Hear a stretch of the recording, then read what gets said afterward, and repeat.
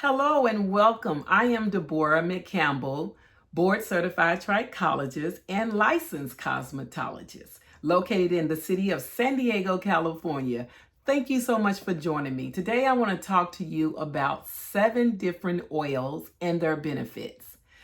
It has been a debate for so many years, I guess, that people say oils are good for your hair, oils are bad for your hair. Well, we're going to get into it so we can see how good or bad are these oils for our hair.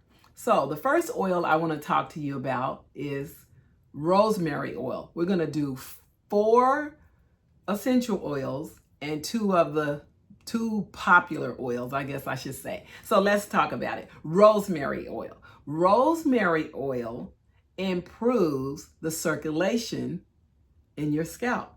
And we do know that hair grows from the scalp. Therefore, if it improves the blood circulation, it's going to promote hair growth, and it also prevents hair loss. So that's a great benefit. The next oil is peppermint oil. Peppermint oil is a stimulator as well. It stimulates the blood circulation that promotes growth as well. So that's a good one. And it also helps to reduce hair loss. So both of the rosemary oil and the peppermint oil are very similar in nature. They both stimulate the blood to get it circulating to produce growth, and it helps reduce hair loss. So your next one is vitamin E. Now, vitamin E is an antioxidant. Okay, I usually use it for my skin. I've never used it for my hair, but hey, it's an antioxidant. It protects and improves the scalp health. So we know we want to improve that scalp health because it's going to promote growth. So if we're improving and protecting it, it is going to support growth. So your next oil is the tea tree oil. Now we all know that tea tree oil is an antibacterial, is an antimicrobial that fights bacteria and fungus. And so I love that as well because it helps you maintain a healthy scalp as well. But what I like about this that I didn't know, it helps to reduce thinning and the other scalp issues. So and I knew that it would help with different scalp issues, but I didn't know that it would reduce thinning. Wow. Because sometimes thinning is caused by what's going on in the scalp, such as a fungus, the different scalp disorders that are out there. So the next one I want to talk to you about is the castor oil. Many of us are familiar with castor oil, okay? Now, the castor oil, I can't pronounce this particular word, that it has this acid in it, but it also improves the blood circulation. Did you know that? I didn't know that. So it improves the blood circulation to the scalp. And anytime we improve the blood circulation to the scalp, we're going to get more growth. So castor oil is a win-win. Matter of fact, castor oil is one of my favorite because it does so much. It's a moisturizer. I use it for my skin. I haven't used it for my hair, but I just might store it. And the next one is the jojoba oil. I use jojoba oil, jojoba oil, not Jehovah. Jojoba oil for my skin as well. I have used it, and reason why I used it for my skin is because it mimics our own skin sebum. Sebum is oil. And so that's why it's really good for the hair, because it mimics the natural oils in our scalp oils as well. And it also says it's moisturizing and it reduces hair loss. I am so on it when it comes to losing, not losing hair. So it's going to help prevent hair loss. And it also prevents dryness and breakage, because we know that we get hair loss because of dryness and breakage. So yeah, so those oils is a really good thing to have. So the next one is the coconut oil. Now I hear mixed reviews about coconut oil. Some people say that the coconut oil is too heavy for the hair. Some like it and some don't like it. So let's see what it says about the coconut oil. Coconut oil, it says that it penetrates the hair shaft. I didn't know that. So that means the molecule is small enough to penetrate the hair shaft. Wow. And it also says that it protects you from protein loss.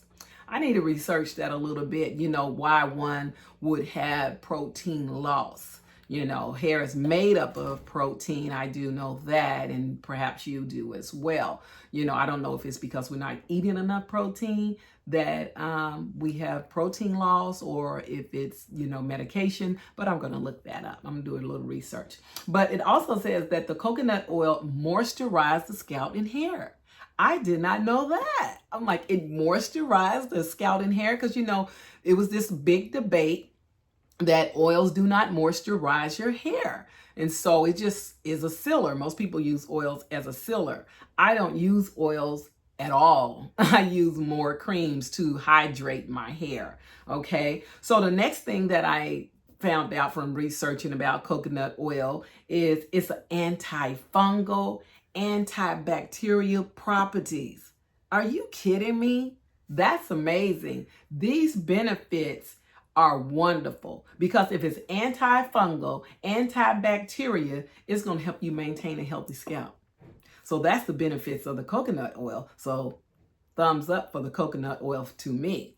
The next one is the castor oil. I don't know if I talked about the castor oil. I did talk about the castor oil, how it contained that particular acid that I can't pronounce, but it also said that it improved the blood circulation and things like that. But reason why I came back to the the castor oil, is because it said it has antibacterial and antifungal properties. I'm like, you gotta be kidding me. So castor oil, coconut oil, they are all beneficial. So the oils that I just spoke to you, the 4 essential oils and the 2 favorite oils, castor oil and coconut, there are benefits to stimulate our scalp, to get the blood circulating, to promote growth. It helps with reducing hair loss. Others help with hair thinning to prevent that. And so it's a win-win. But let me just give you some tips on using these oils. You always want to perform a patch test. What does that mean? You want to take a little bit of the oil, put it on your wrist, or you can put it near behind your ear, just a little drop to see if you are allergic. Because some of my clients are allergic to certain oils, okay?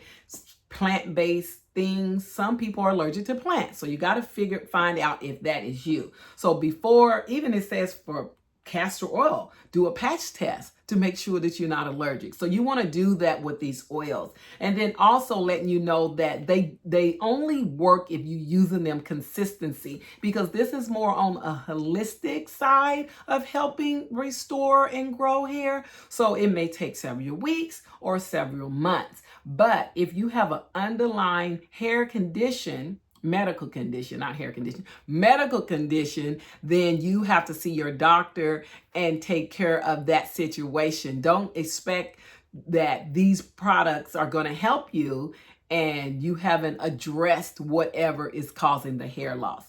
The next thing we want to talk about, quality, which is very, very important, because a lot of people sell essential oils, but it does not mean that it's of a high quality. You want to make sure you buy a high quality of essential oils, and if you can, they should be organic. Now, coconut oil and castor oil, they both should be cold pressed. Like cold press. You want to make sure they are cold pressed. They should be organic, and just making sure they of high quality. So there you have it. The 4 essential oils and the 2 favorite oils, that castor oil and coconut oil, that everyone loves. So I hope that answers your question. Is the oils benefit to grow my hair, to reduce thinning, to reduce breakage and promote growth? The answer is yes. Thank you so much for watching. Do me a favor, hit that subscribe button and also hit the notification button to come back, because I upload every Monday. And if you have a topic that you want me to talk about, let me know. Have a great day. Bye.